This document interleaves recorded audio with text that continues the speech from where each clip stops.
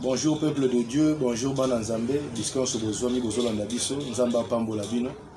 Naibete Bozali belé vraiment, Bozomi Sana Malembe, Malembe, Eza Maramou Nzambe. Ceux qui mathématiques dans la classe, Zara Passi, bon Maramou Nzambe vraiment, Zara simple. Et puis que Maramou Nzambe, c'est un moi intérêt, moi sacrifice pour comprendre.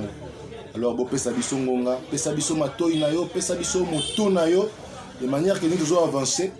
Pour comprendre biso malembe surtout pour rater un épisode de mon côté parce que tout le monde a suite toujours avancé. Alors tozoko baraka na papa na biso pasteur Samson azoko bana biso na suite à mission à Jésus. Ben aimé ici kozali benga ndeko benga yaya benga mama yo mutulingi makambo Nzambe et bozo la Bible bochango pembe na bino ba version so bozo pesa botala soki vraiment za solo na Bible. Tout makambo so pesa comme exemple botala vraiment so za solo na Bible. En tout cas, tu peux nous merci. Sans plus tarder vraiment, tu dis mal dans pas Samsung, on a besoin de la souka, on a besoin de place, on a besoin de poser des questions parce que ma cambo est ma casse mingi. Et si on a des questions et belé, alors là, besoin de terre pour poser des questions, je vous représente seulement. Alors papa Samson, malobeza na ngambu nayo, merci beaucoup. Zamba zalokumu na pesi mbote na bandeko na ngai bawe bazolanda biso ba musulman catholique protestant ba ibaso basimba bible ba témoin de Jéhovah bato balinga Nzambe mingi mais na kati ya ignorance apesa bino so mbote Nzambe asunga bino lobi na biso kozala bien pamba te toneli bino lumière tikete ko Nzambe komisa. Amen. Merci beaucoup. Tozolobela tinetali vision ya Nzambe. Deko molinga mikati na nkolo azo sabino bo sabone na chaîne na biso pamba te tozoba makambo ya mbinguni. Donc, il y a un 1 Pierre 1 verset 8 à 12. 1 Pierre 1 verset 8 à 12. 1 Pierre chapitre 1 verset 8 à 12. Lui qui vous a aimé sans l'avoir vu. Lui que vous aimez sans l'avoir vu. Lui qui vous aimait sans l'avoir vu. Ah, moi, toujours dans ma cambo Nzambe. Bozolinga mais bomona été bolingi kaka mais bomona été pourquoi parce que bafungwe na bino misote mais bolingi kaka Nzambe na biso na ke mabonteli na loto za na 5 jours to za na une semaine un mois mais olingi mais comment na moni été mais olingi toke en qui vous croyez sans le voir encore bozo ndimela bozo mona été toke vous réjouissant d'une joie ineffable et glorieuse. Ah bozo mi pesa vraiment que bato bazana esengo kotala esengo bozana mais makambozo bozo na esengo nango bozo vivre en te toke parce que vous obtiendrez le salut de vos âmes pour prix de votre foi. Siko bozana na kondima mais esengeli ndenge bozo na kondima na bomoni ete bokozwa pe bokofutama pona nini po bozana foi et là ba mutu eza foi po soki foi ezate attendez bomoni ete oti omona pe ete po botikala kana kati ya croyance il faut beaucoup taskona merdre bozo ndimela mais bozana foi ndi tozo ya pona bato bazana foi po soko koti na kati ya foi okomona ye tokokanga yo miso ya apparence tokofungola miso ya kati de façon komona ye. Romains 10 verset 6. Si vous bino na tobo za na foi, boza komona ete tongi to la sabino ishiko. Romains 10 verset 6. Sixième verset. Mais voici comment parle la justice qui vient de la foi. Tala shikoyo ndenge nini tozolobela justice oyo euti na foi. Puisque tozolobela justice euti na foi par rapport ndenge boza na foi. Nde tozolinga shiko to kotsa bino na kati ya foi. Toke. Ne dis pas à ton cœur qui montera au ciel et en faire descendre Christ. Ah, nani ako mate susu na likolo ko mate su mutu te. So bo matisi mutu na likolo na ciel. C'est en faire descendre. Bozu Christ bo kitisi.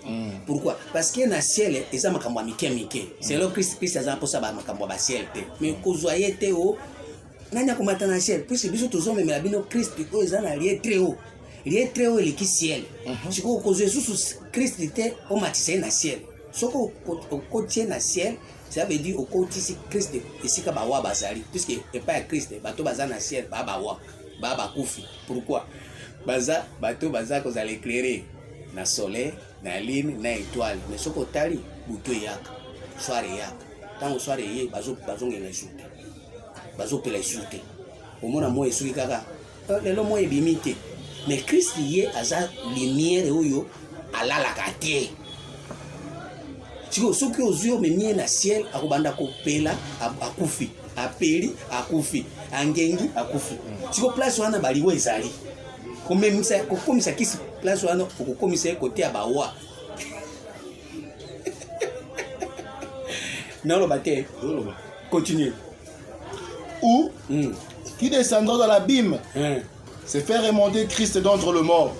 Omoi siko biloko wana nyonso Christ azolinga kote ya bakufi ye aza vie ye alinga place ya vie mais soko omemie lisusu na abîme omemie esika oyo abîme ezali tanga na mokanda yango Psaume 64:7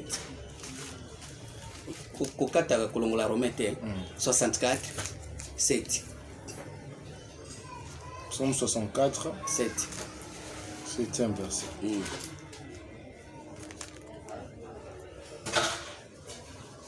Il médite des crimes. Place oyo bato bazo méditer ba crime toki. Nous voici prêts, le plan est conçu. Bazo concevoir ba crime toki. La pensée intime, le cœur de chacun est un abîme. Moni place wa comme ma Christ côté ba abîme te. Côté bato ba méditer ba crime comme ma Christ wana te. Oko tia place ba moro bazali. Yango comme ma Christ na abîme susute. Ndenge tozoya komemela bino Christ oyo ya foi tolingi te akota na abîme. Place bato baosa ba méditation ya buzoba. Ofandi bozo sala ba méditation bozo concevoir buzoba. Bozo concevoir makambo nzambe azana kati te. Kokotisa Christ na makambo wana te. Toki Rome, songa na Rome.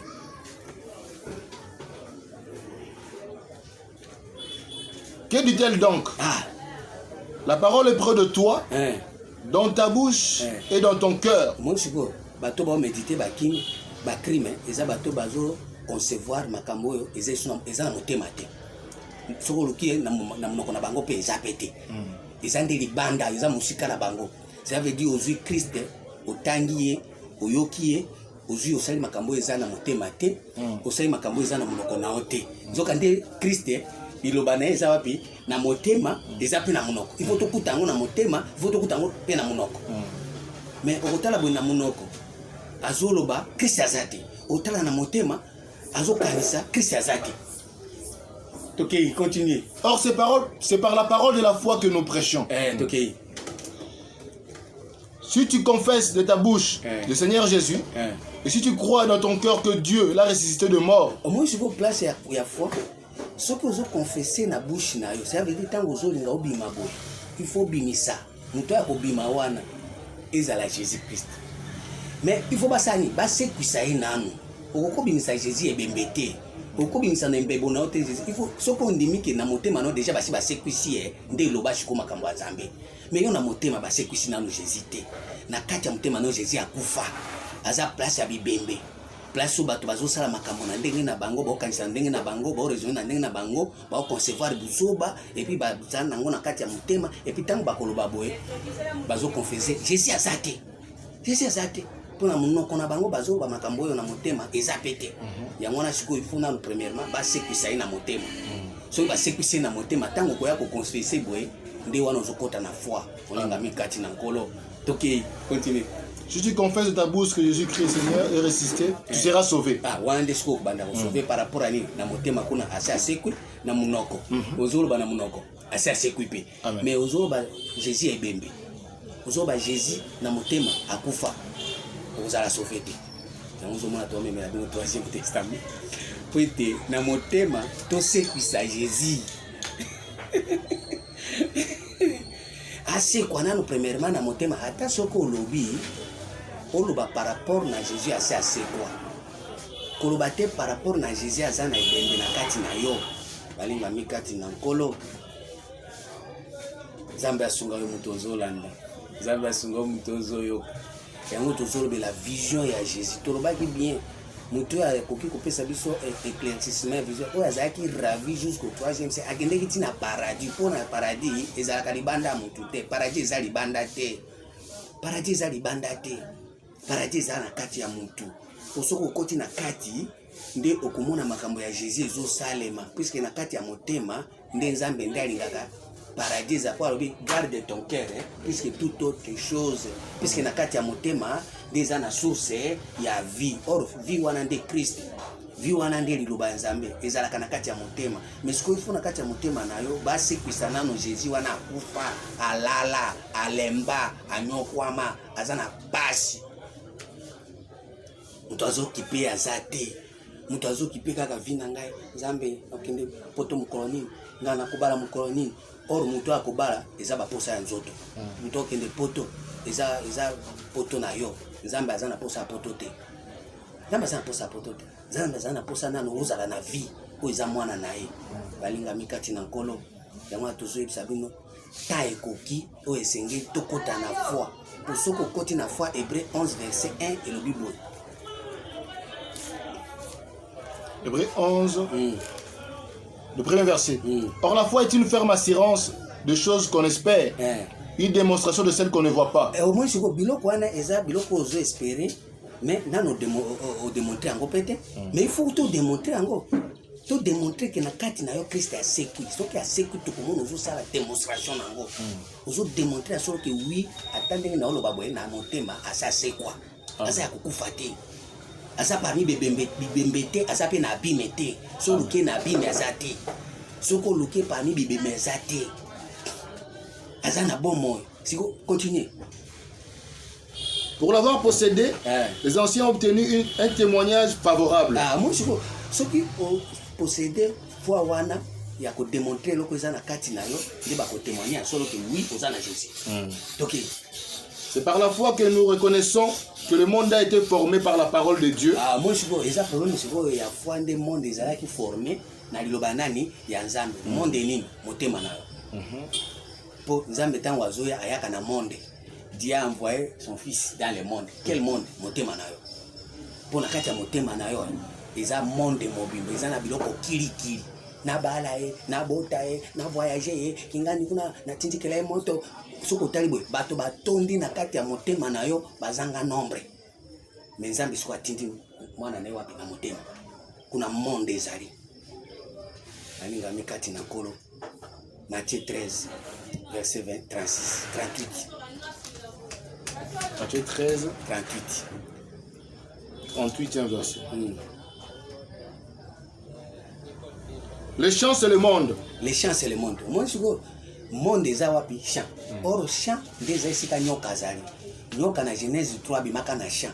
Champ wana ndeza monde. So, kutali kuna, okuta nyoka za kuna, makambo mbili ngapi. Nyoka za na champ. Siko, to tinda kaka Jésus na monde oyo ezali champ. Tout est dans Jésus dans le monde où ils allaient champ. 1 Corinthiens 3, verset 6. 1 Corinthiens 3. Tout est dans 9. 1 Corinthiens 3, 9. 9e verset. Car nous sommes ouvriers avec Dieu. Vous êtes le champ de Dieu. Yondo za champ Nzambe. Yondo za champ Nzambe. Si vous faut tout tinda Jésus, tout ce que ça est dans le monde où ils allaient champ. Vous en avez champ.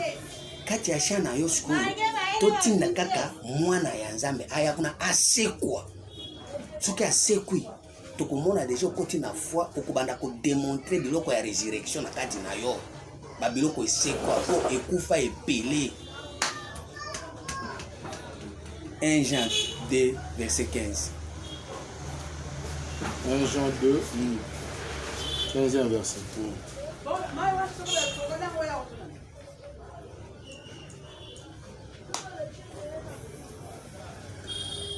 1 Jean 2, 15. Verset 15. N'aimez point le monde. N'aimez pas les champs. Ni les choses qui sont dans le monde. Si quelqu'un aime le monde, l'amour du Père n'est point en lui.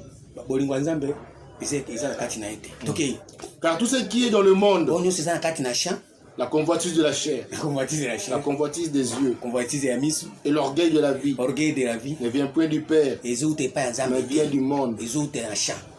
Est-ce que non contredit ma banane? Est-ce que toujours bandé moko?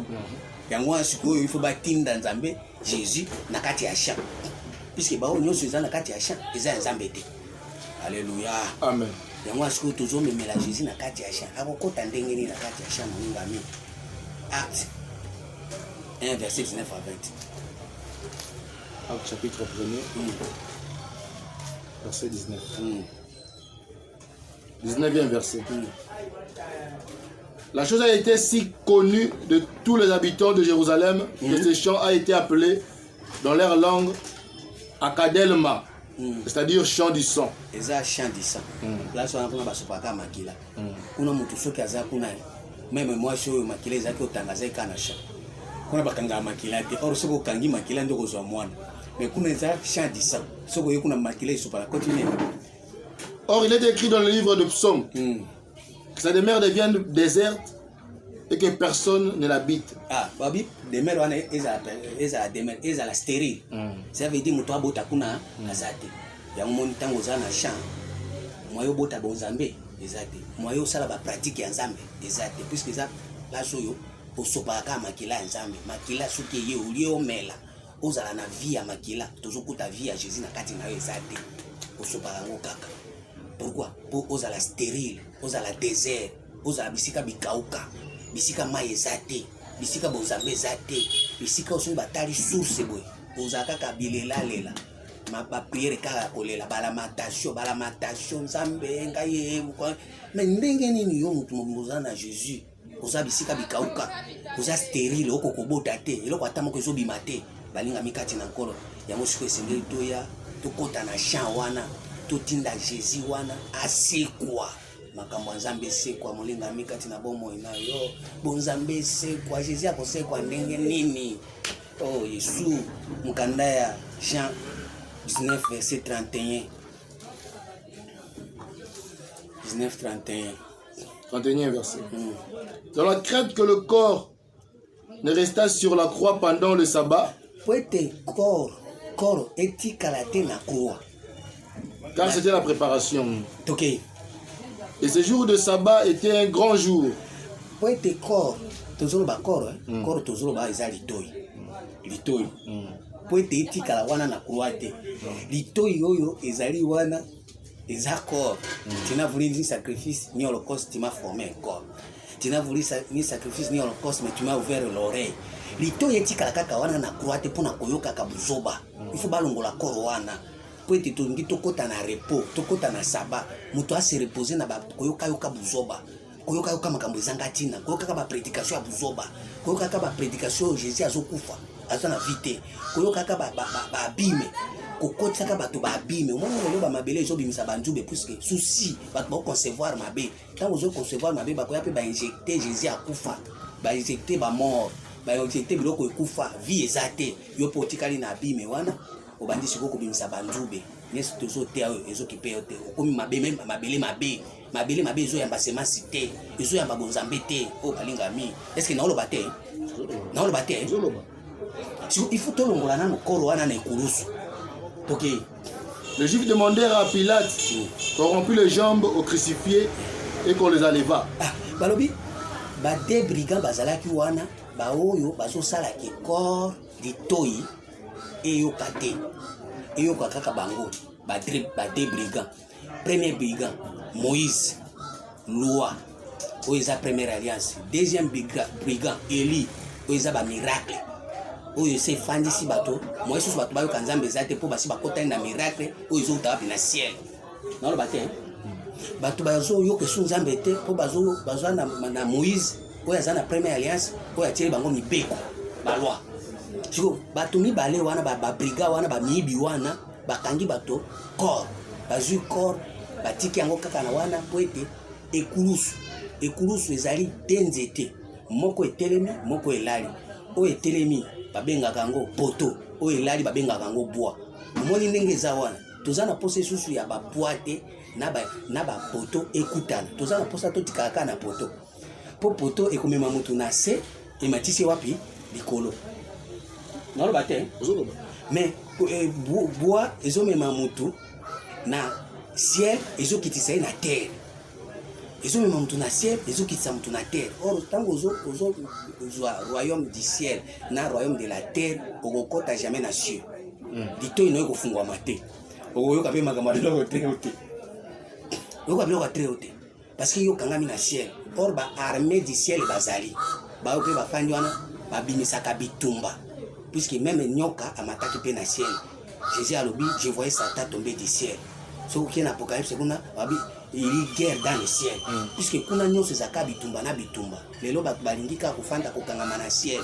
Balingi te bakota na cieux, ba fungola cieux, cieux fungwama de façon que ba matanalie très haut. Oh Yesu. On doit tamo kwa lingi yango te. Pe ba nyoso baswika ka wapi na ciel. Esika nini Jésus azana bokonzi. Or Jésus ce qui a yé, aya kolakisa bato makambo eza na ciel.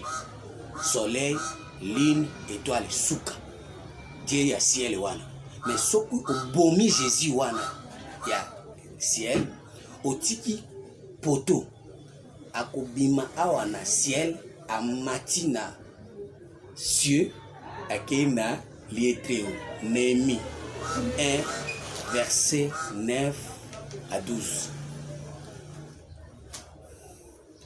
Néhémie 1 verset 9 à 12.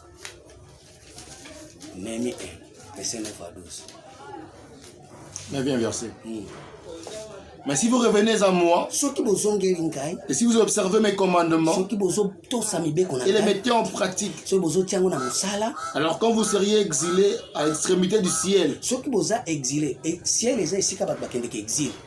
ezamboka kufanda libela wana te ezai sika ko in exil puisque okuta kuna soleil ligne étoile ezo éclairer terre pour na tamuke eza pour l'éternité te pe elalaka mais ce qu'on fandi wana OK continue. De là je vous rassemblerai et je vous ramènerai dans le lieu que j'ai choisi pour y faire résider mon nom. Wana ndena kusangisa bino siko na mema bino esika kombo nanga ezali kombo nanga eza na ciel te. Kombo nanga eza na esika mosusu mais wana ndenga na kozwa bino pona mema bino esika kombo nanga ezali or kombo ya Nzambe eza na lettre o. Esaïe 57 15. Awa tozongela ta ba verset combien de fois ata tozongela ezaka na valeur puisque ezoloba ba version ezoloba. Tant que ezoloba tozongela Esaïe 57 15. Car ainsi parle le Très-Haut. Babi ainsi parle le Très-Haut. Dont la demeure est éternelle et dont le nom est saint. Demeure neza éternel na Très-Haut na ciel te. Yango esengi siko amema bino na Très-Haut po ete bokota na kati ya demeure na esika kombo na ye ezali. Siko na Très-Haut wana balinga mikati na kolo po matakuna. Eza problème ke baboma nano ba deux brigands. Baboma Eli, baboma Moïse. Babuka bango makolo batambola lisusu te. Non, le baptême. Siko bato mibale wana bazo arriver kokanga bato misu moye bato bamona Nzambe Esaïe te. Apocalypse 11 verset 7. Apocalypse 11 7e verset. Ti 10. Nzambe asunga moto zolanda. 7e verset. Quand ils auront achevé leur témoignage, la bête qui monte de l'abîme leur fera la guerre. Les vaincra et les tuera. Et leurs cadavres seront sur la place de la grande ville, qui est appelée dans un sens spirituel Sodome et Égypte.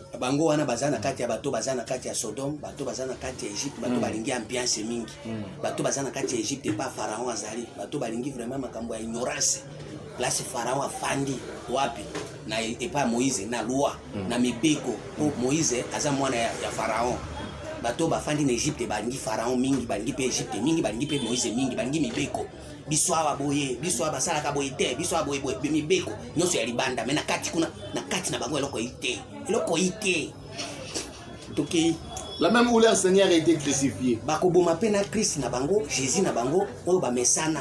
Jésus à Moïse, Jésus à Élie. Jésus à miracle, toki. Les hommes d'entre le peuple, les tribus, les langues et les nations verront leurs cadavres pendant le 3 jours et demi. Et ils ne permettront pas que leurs cadavres soient dans un sépulcre. Bakolinga lisusu te bazwa bango baya kokunda na kati ya nini ya lilita.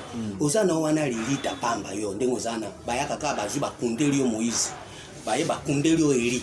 Ndeko ngamba kola singai mbula oyo nini okuzwa mikamwa bakundi Eli.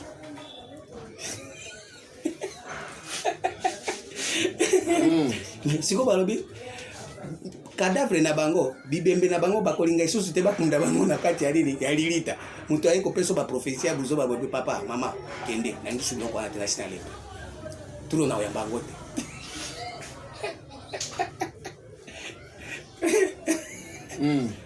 oye na mibeko kilikili papa na otosa te pardon limbisa ngai na otosa te lilita na ngala okunda su mutu kunda mutu awa te awe salaka boye biso tosalaka nde boye nde komolingami papa wana ezali babrigand bakota te oboyi na baya kokundela o babibembe wana nani continue. Ils ne permettront pas que leurs cadavres soient mis dans un sépulcre. Et à cause d'eux, les habitants de la terre se réjouiront et seront dans l'allégresse. Ah, puisque bato bauti wapi terre à terre. Bako sepela. Ndenge tozo memela bino matea oyo. Soki makambo wana esalemi yo mutoza terre à terre. Esika nyonso soki nyoka zoya kosala patrouille na ye. Soki satai kosala patrouille na yo akutaka yo kana terre à terre. Oza poussière. Olingi ka babiloko pumbulu pumbulu. Olingi biloko ya likolo te. Olingi biloko ya suye te. Olingi biloko ya très haut te. Siko yo okose réjouir soko koti na makambo to te. Soko koti to kosepela te. Oza la poussière oza bile ya nyoka. Sauter verset 15. 15e verset. Le 7e ange sonna de la trompette. Apocalypse 11, 15. La 7e trompette en tête. Okay. Le 7e ange sonna de la trompette et il lut dans le ciel de fortes voix qui disaient le royaume du monde est remis à notre Seigneur et à son Christ. Moi je vois. Bazui royaume bazongiseli yango Christ wapi na ciel balongoli yango na ciel. Balongoli yango na ciel pourquoi parce que na ciel ezaki na ba étoile ba lune ba soleil nde ezaki ko éclairer Christ azalaki te. Siko fo bazongisa yango Christ pour Christ aza lumière. Lumière ya Christ ezali lumière oyo eleki soleil na makasi. Lumière eleki étoile na makasi. Bazongisa mabele panani ya Christ pour Christ aza lumière. Lumière nini? Psaume 37 verset 6. Psaume 37. 6e verset.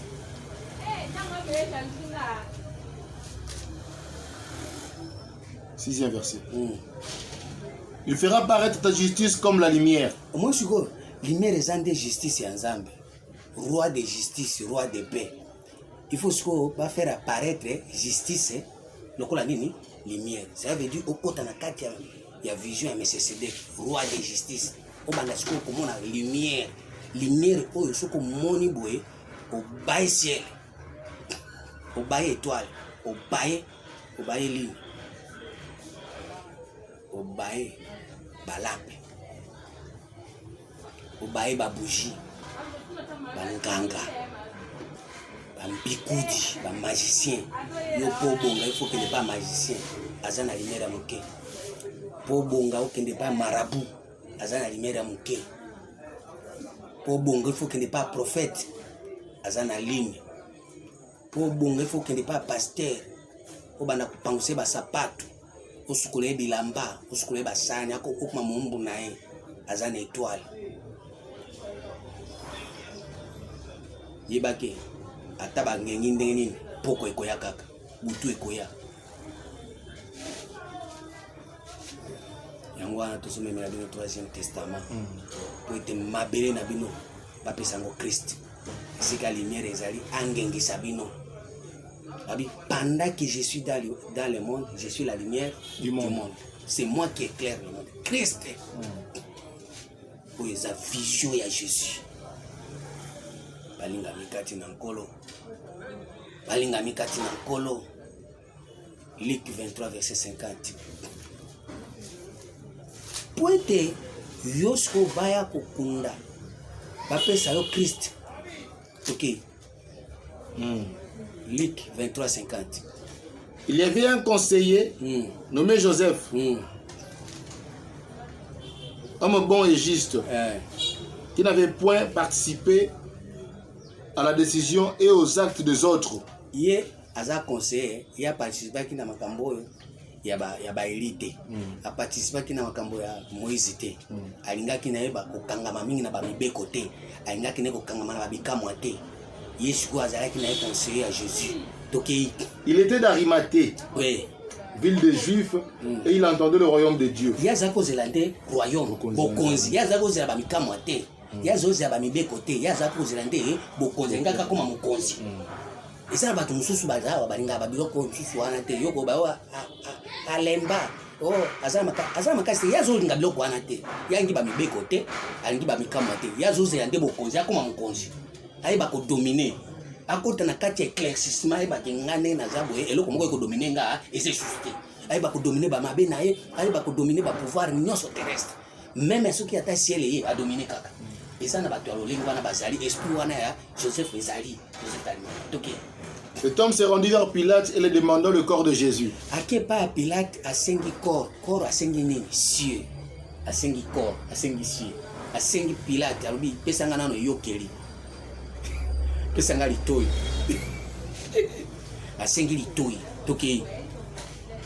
Il est descendu de la croix. Azunano litoi wana koro wana eyokeli wana alongoli yango na erreur pourquoi ils erreur tant bible lobaka mutamtame makroa na ye elingi koloba boye mutamwa amema ba erreur na ye puisque ils erreur yom kozana bois ozana poto oyebi te okende wapi okende na bois toke na poto ils erreur te na poto na bois moko etali ciel na terre moko etali terre na cieux okende wapi ozana croix ozana erreur mais ce qu'il faut mutu moko ala kisoke tokitisa nano koro wana tokitisa nano litoi wana tolongola ngona babiyokeli ya erreur tolongola ngona biyokeli ya o ezangatina toki. Les soigneurs de la croix, il n'enveloppa d'un lait seul. Il le déposa dans un sépulcre taillé dans le roc. Azui koro wana ake roc, c'est-à-dire quoi? Ake kokunda yango na libanga esika mutu azana posa ya boyebi esika mutu azana posa ya bwanya nde azui koro azui litoi wana akabeli mutu azana na libanga po ndenge zabwe makambo to oloba soko zana libanga te okozwa koro soko zana libanga te okozwa koro te soko zana libanga te boyebi te okozwa litoi te. Puisque Jésus a dit, sur cette pierre, je bâtirai mon église. Sur cette libanga, na kotia litoi na ngai. Pour église ya Jésus est accord. Litoi. Soko koti na litoi, oyoki bien ndo za église ya Nzambe. Mais il faut église eza l'accompagner na libanga. Na boyebi. Alléluia. Amen. Tio bazu bake kokunda Jésus na libanga esika oyo bakunda mutu te bakunda mutu ya ciel te bakunda soleil te bakunda lune te bakunda étoile te bakunda bougie te bakunda lampe te mutu ya ndengo wana za na libanga soki omemi corps okundi wana olinga te Jésus akosekwa opesi litoi azana boyebi Jésus wana après 3 jours akosekwa ako ressusciter bonzambe na kati na bomoi na ye balinga mi kati na nkolo Matthieu 27 verset 42. Nani akoka makambo aboye nani akota makambo aboye nani akota na likambo aboye Matthieu 27 42e verset.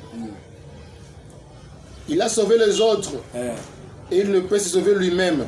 Babi Jésus wana tango azaki nano na koro ya kala azako aobikisa bato na ba miracle tango azaki nano na litoi ya kala azako sauver bato na miracle. Mais pourquoi koki ko sauver mon côté ya omoni ba bomaki puisque azaki na litoi ya kondimela ba loi azaki na litoi ya kondimela ba Moïse na ba Eli toki. S'il s'est sauvé, si les rois d'Israël qui descendent de la croix, et nous croirons en lui.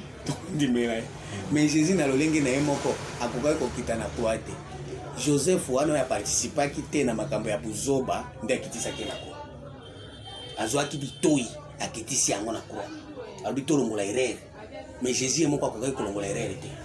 Parce que azalaki kopesa bato biloko ya première alliance na biloko ya deuxième alliance ako se sauver te ya moni azoganga eli la masabatani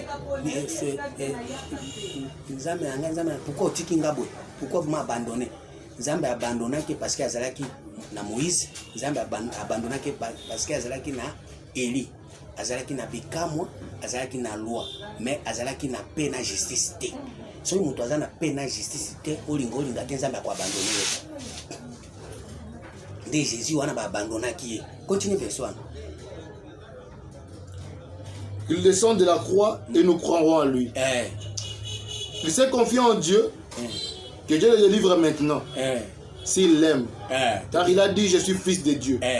Moi, mutu, azo salela mibeko, azo salela bikamo, azana temps ya grâce, azana temps ya vérité, alobi makambwana, isapeka makamwanzambe.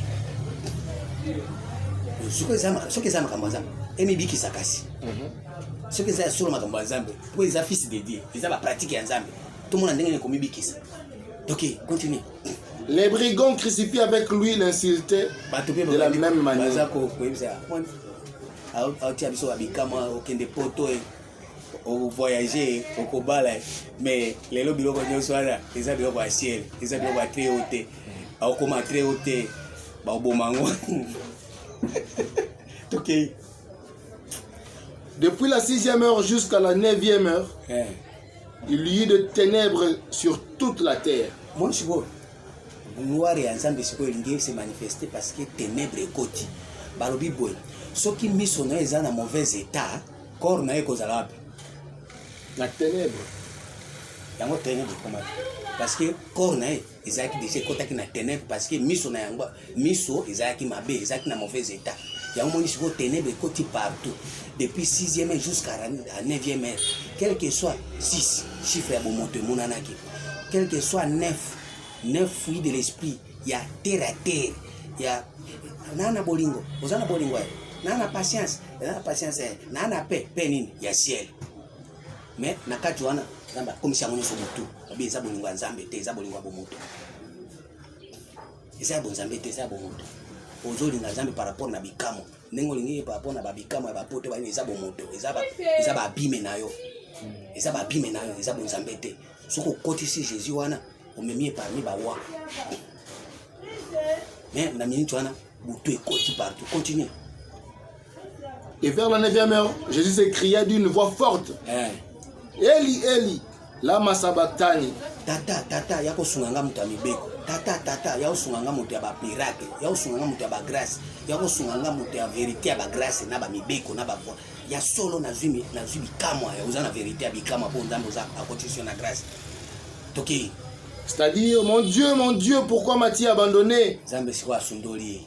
Nzambe asundoli bikamwa po ba bikamwa ekoleka. OK. Quelques-uns de ceux qui étaient là l'ayant entendu dire, il appelle Élie. Azobenga Élie, abenga bikamo. OK. Et aussitôt l'un d'eux courut prendre une éponge qu'il le remplit de vinaigre et l'ayant fixé à un roseau et lui donna à boire. Dès tozo sala sikoyo. Tozo zo sikoyo to memela Jésus vinaigre. On a kolakisa yaki makamino so sala ki zaki buzoba po ite akoma na kwiti.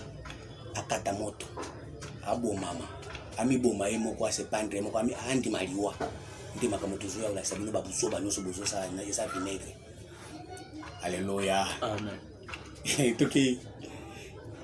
Et aussitôt mais les autres disaient, laisse voyons si Élie viendra le sauver. Totala soki bikamo eko salema e salema surte puisque biloko nyonso wana eza biloko ya ciel eza biloko ya terre na très haut biloko wana eza te na niveau ya cieux soko fungwa misie ba pesi au corps mususu okoyoka makambo ya ciel te okoyoka mama te to bandoka biloko ya très haut.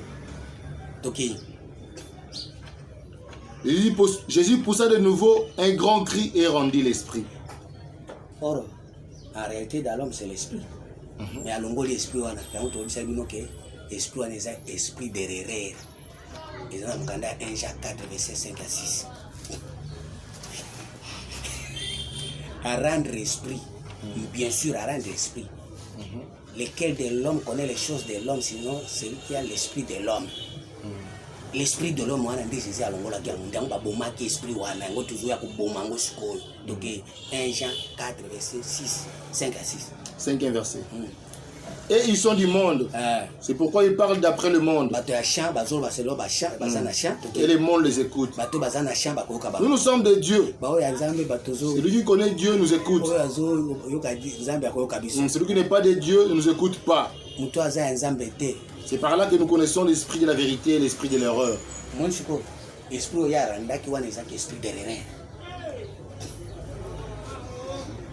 1 Corinthiens 2, verset 11. 1 Corinthiens 2, 11. Lequel des hommes en effet connaît les choses de l'homme, si ce n'est l'esprit de l'homme qui est en lui? L'esprit Jésus Azaki Nangwala, Azaki un esprit à Bomoto, esprit à deuxième alliance, esprit à abîme. Fandika souci, aux autres, la conception à ma bé. Quand on sait la conception à ma bé, on peut à ma bé. Puisque aux autres bilans qu'on a eu, aux autres, ils ont des ensemble. Les ensemble. Jésus a rendu l'esprit. A toi, il s'est une vision à Jésus. Un petit peu le mal pour poser ces questions.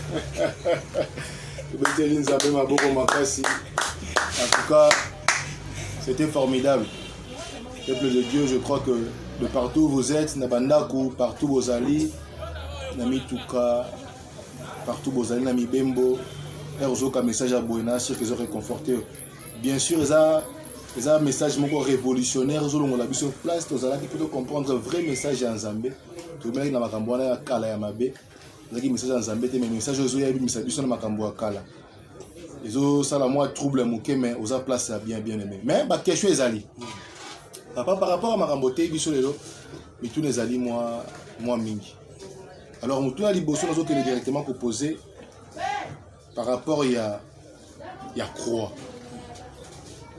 Le but est croix et erreur. Et là, on a balancé, on va dire bien, mais croix et erreur par rapport à quoi? Parce que tu dis que nous sommes sauvés par la croix. Il fallait que Jésus a pour tous voir.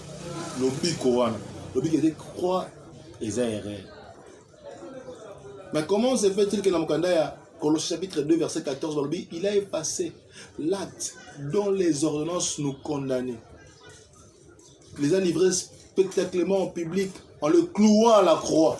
Donc, on est condamné, on a cloué à la croix. Il faut que la croix des hôtels, on a tombé ma baigne, on est condamné. Pour les lots, tous à la envie, tous à la sauver. Et ça à travers la croix. Les alcool à hôtel, on a tombé les bisons béca, tous à la sauver. Et il dit que croix est erreur. Mais quand on va dans moi monter papa expliquer bana Nzambe comment croire est cause à la erreur. Oh Yesu andimi akufa na croix pour tous à la sauver. Expliquer bisous et ça vraiment moi clarté. Mais on lit molango moi. Na bien croix déjà poto na bois. Poto na bois. Eza biloko mibale wana nde ezosala croix. Moko etelemi, moko elali. Mukanda ya Jérémie 18.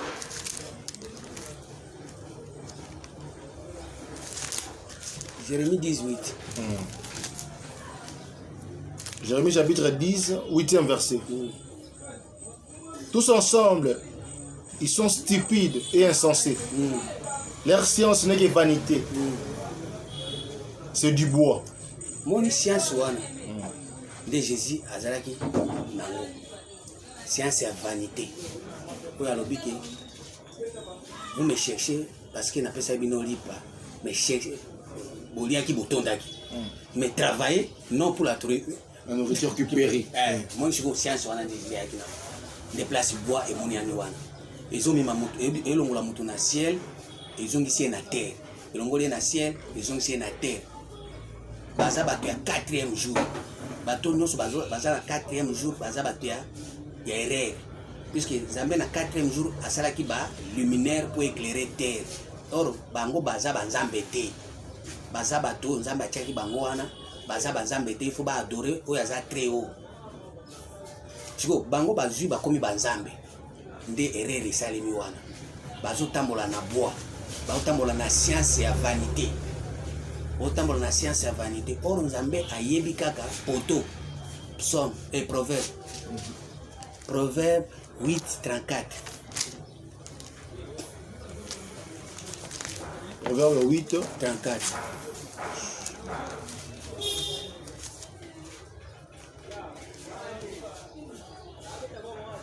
34 inversé. Et l'homme qui m'écoute, qui veille chaque jour à mes portes, et qui en garde le poteau. Oui, ils ont gardé poteau. Poteau, c'est bien. Moi, je suis au lieu de na poteau, baza pe na bois. Or, poteau, c'est étrémi boy. Étrémi, et l'ongola mutu na terre, et matse na lié très haut. Ozo, ça veut dire que si on a na terre na yo, il faut nzamba matse na lié très haut pour sier na yo. Et ça la na terre ya malam. Et yo keli na yo, et ça na pratique ya malam. Bon, pour okoka kokota na kati ya lié très haut, il faut garder poteau et permettre yo au matin. Et moi je disais abi, si Nathanaël abi, okomona lo le fungwami ba ange bazo mata bazo kita na échelle ya pototi. À ce moment là, lo le bando fungwa. Si le bando fungwama okoti na cieux. Tant au côté ancien, oyoki Dieu très haut, mbala moko terre na produit biloko malamu. Siko erreur esalemi parce que ba te brigands wana banganzami moko atelemi na poto na miracle, mususu atelemi na bois na mibeko. À ce moment là, nde omoni lelo bato nyonso bazo me kusu, mais Jésus ayebi ekusu te. Jésus ayebi tout, nzamba za ko se kusu. Nzamba yaki na kusu te. Mukanda ya Esaïe 22 verset 22. Ah, Nzambe Sumba. 22. Esaïe 22. Je mettrai sur son épaule la clé de la maison de David. Quand il ouvrira, nul ne fermera. Quand il fermera, nul n'ouvrira. Je l'enfoncerai comme un clou dans un lieu sûr. Ah, lieu sûr les apotos. Et il sera un siège de gloire pour la maison de son père. Au moins, moto aza na clé ya kofungola. Po bato bakota, kofungola porte ya kobimanase komata likolo. O aza na clé. Neti tozoya na 3e testament boto za na clé. Clé ya kosani kofungola bato baza na se, kofunga bango porte komatisa bango. Tango bakomata kuna, bakobanda komona isusu boite. Babanda komona Moïse na Élite. Babanda komona kaka bois, nzete ka moko, o eza Christ. Arbre de vie. Si vous avez un matin, arbre de vie. Vous avez un arbre de vie. Pour être tout, vous avez un fruit à malam. La saison est compliquée. Il y a un suko, il y a toujours un 3e testament. Il y a Moïse, il y a Élite. Il y a Christ. Le seul unique que nous avons c'est Christ. Nous avons 1 Corinthiens 3, verset 21 à 23. Zamba yebi batu nyonso te abi ezala liwa ezala vie ezala poro ezala bino mengaka Christ ndeza ngai mosiko soki to matisi batu na nzela ya nzete kaka moko arbre de vie oyo ezali nzete ya mbila oyo lonami na ndako ya Nzambe otanga mukanda ya Psaume 92 verset 13 posto tanga ngotanga osote eza nzete oyo tozoloba eza mayele oyo ezomatisa bato na dimension ya lié très haut po ete bazala na cieux oyo ezali corps eyokeli po ete bakota na lié très haut bayoka makambo oyo ezali ya mbinguni ntango bakoyoka yango ntango bakopratike mbala moko mabele ekomi mosantu terre sainte soki moto aye kotambola na sapato naye na makolo wana balongola sapato batambola na sapato wana parce que c'est terre sainte. À tous les Moïse olongola sapato, aux Josué olongola sapato, aux Ali Jean olongola sapato, aux sapato na bino nyonso etonda ba poussière. Ba makolo na bino etonda ba poussière. Oh Bible dit qu'il soit beau sur la montagne les pieds de ceux qui annoncent la bonne nouvelle. Évangile de paix, yango to même la vie. Habiter son répondre. Pour répondre papa, toujours dans le cadre de représenter le peuple en Zambie, parce que si j'ai un le béni biso wana eza sujet moko boye très sensible. Tout le monde a le loba qui sont dans l'église nyonso, liboso église na bango atomboli croix ya munene. Atie croix liboso église na po etalisa ke zele moko boye lobiko le moko boye ya sali. Mais quand on lit la biso na moi kati par rapport à question oyo. Nzamba yebi ke mutu na ya bongi. Abécardi a aimé les morts que donné son fils unique, afin que quiconque croit en lui ne périsse point, mais qu'il ait la vie éternelle. Cela veut dire que Moutabungaki, a commencé quelque part où nous allons falloir récupérer. Au place où a commencé à alors pour nous récupérer, il faut le Molanzoto. Mais la Bible dit que c'est au moyen de la croix, c'est par la croix. Nous faut le Molanzoto. Bon, ah, on dit que la croix est erreur. Bana nzambe belé ba ebike toza sauvé par la croix. Et nzambe sur lui que non mutunyo sofwa be ma ikulusu na yala ndanga. Ça veut dire que même ikulusu no ba baka yo pe obo manzoto wana nde yo koma mutu solo na zoluka esprit wana nde ozo asko salut. Lelo zo bo misabiso bana nzambe belé lelo ezali nde likambo ya nzoto wana. Est-ce que nzambe zolo ba ke mema croix na yo olongola nzoto wana. Bon, croix des autres sauver biso de tout le nzoto. Les autres sunga biso yango des moyens oyo toki kolongola nzoto. Pas expliquer parce que moyen ni mtu yiko longola nzoto le sous qui za par la croix et ça c'est un moyen mususu ezala kana sima ou bien après ou bien où il qui croit na efficacité limola biso mon interprétation. 2 Corinthiens 5 verset 14. Dans bazo lo kuma on se pose la question na zo tampinguni. 2 Corinthiens 5 14. 2 Corinthiens 5 14. 14e verset. Car l'amour de Christ nous presse, parce que nous estimons que si un seul est mort pour tous, tous donc sont morts. Abi bandera. Car l'amour de Christ nous presse. Awa tozana bolingo ya Christ, toa bolingo ya Jésus te. Toa bolingo ya Christ puisque Jésus ndé babomaka mais Christ babomaka ete. Parce que nous estimons que si un seul est mort pour tous, tous donc sont morts. Soki ka mutu moko kaka kufi batu nyonso bakufi nani wana mutu moko wana oya kufi eza nani mutu moko wana eza nani to sauter na 16e verset. Ainsi dès maintenant nous ne connaissons personne selon la chair. Et si nous avons connu Christ selon la chair, maintenant nous ne le connaissons plus de cette manière. Mutu wana soki akufi tokoyeba susu Christ na ndenge ya nzoto te po bakwa wana eza biloko ya nzoto. Bakwa wana eza biloko ya nzoto. Soki ka mutu moko akufi tokoyeba susu Christ na ndenge ya nzoto te. Siko mutu wana moko soki akufi mutu wana akufi eza nini? Eza ka miso. Soki ka bomi yo miso akomona biloko ya libanda.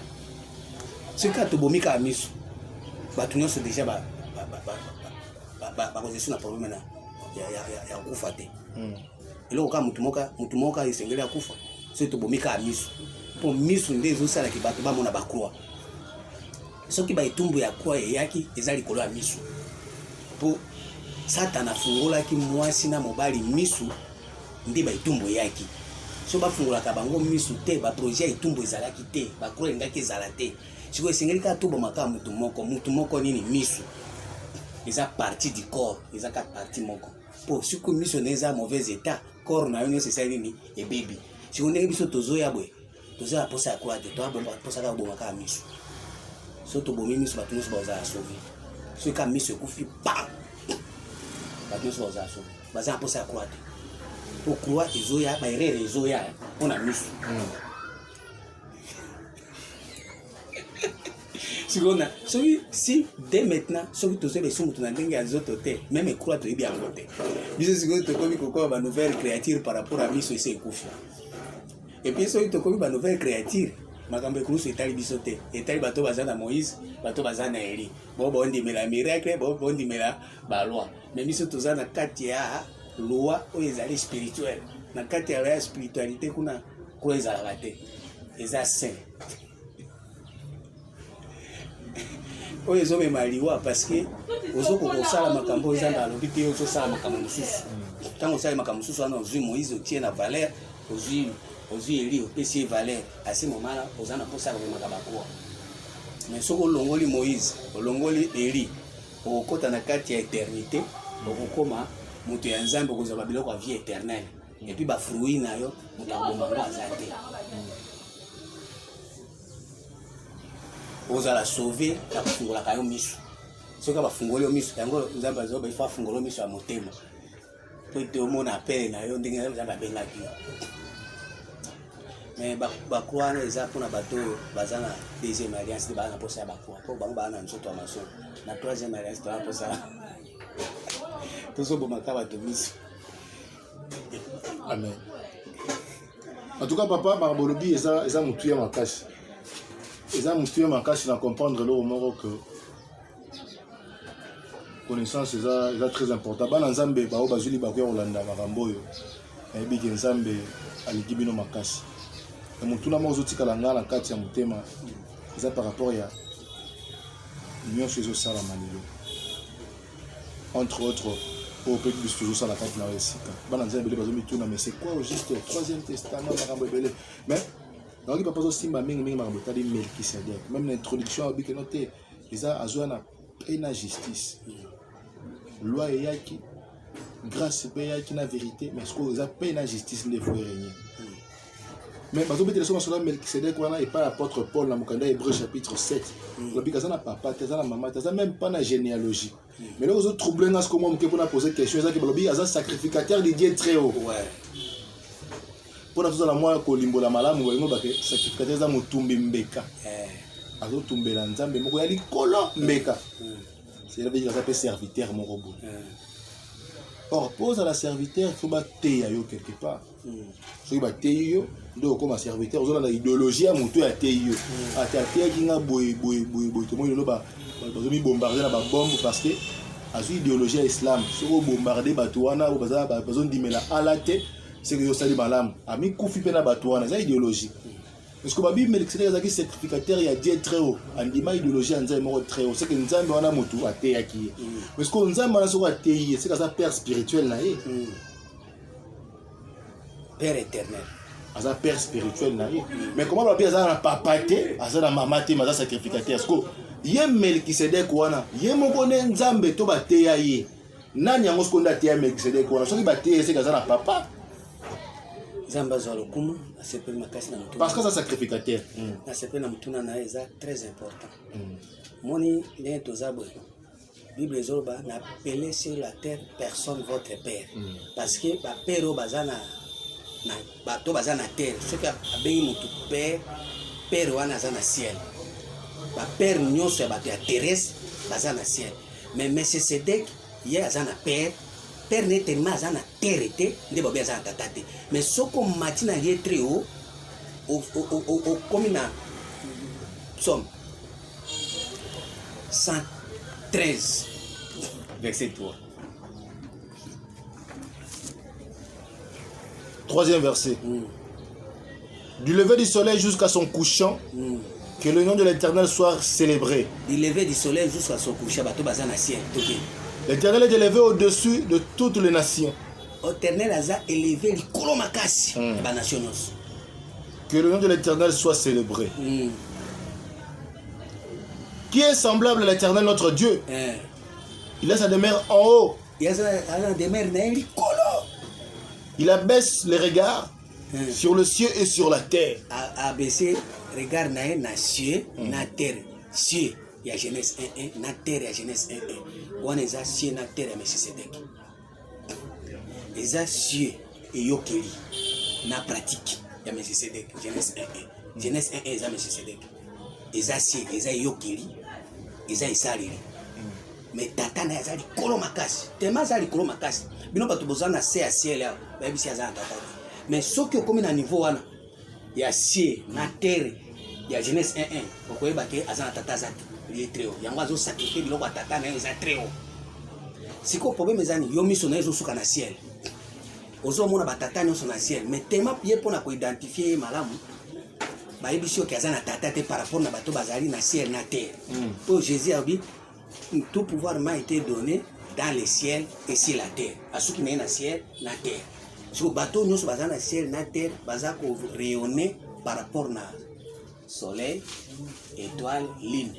De batata na bangwana mais il est tellement azana se à moiité pour babinyo sezo ça na se à moi eza vanité mais na likolo à moi makambo ça ndango to tanga mukanda Néhémie 1 verset 9 à 12 vraiment kuna kombo ya Nzambe eza na likolo bato ba okiko yebelo kwa nifo balongwa Nzambe apesa na bango na cieux et yokeli litoi corps pour ba yeba que nécessité kaza na tata tata nezali etre ça veut dire azoba makambo ya sainteté azoba makambo ya royaume auto jamais ko ba makambo ya pensée humaine encore ba jamais makambo terrestre akoki jamais kozwa makambo ya terrestre koloba yango eza ya makambo ya nzambe aosala yango te. Akoki jamais kozwa makambo eza na ciel aloba yango eza makambo ya deo aosala yango te. Ozomona siko po miso nzambe apeso miso akomona Melchisedek yango moni babi basacrificateur nyonso bazokufa me akufaka te. Akufaka te parce que ye azomona makambo eza likolo makasi, azoyoka makambo eza likolo makasi. Ozokanga te Jacques 1 verset 17. Jacques 1 17. Toute grâce excellente et tout don parfait descendent d'en haut. Descend d'en haut. Toute grâce, excellence, tout don parfait. Il y a un don où ils sont parfaits. Ils sont du Père de lumière, Tataza. Chez lequel il n'y a ni changement ni ombre de variation. Mon place papa n'est Père de lumière. Tata na Yohana. Ils ont un changement, ils ont une variation. Continuez.